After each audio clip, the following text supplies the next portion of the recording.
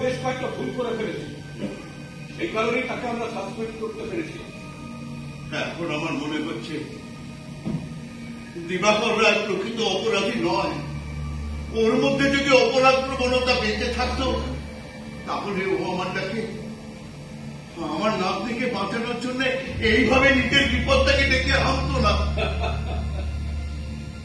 ঘটনার blue print কিন্তু আমরাই সাজিয়েছি। আমরা আমাদের থানার কয়েকজন উচ্চপদস্থ অফিসার এবং শেখর বাবু, আর আমি হয়েছি ওদের গেম প্ল্যানের দাবার করে।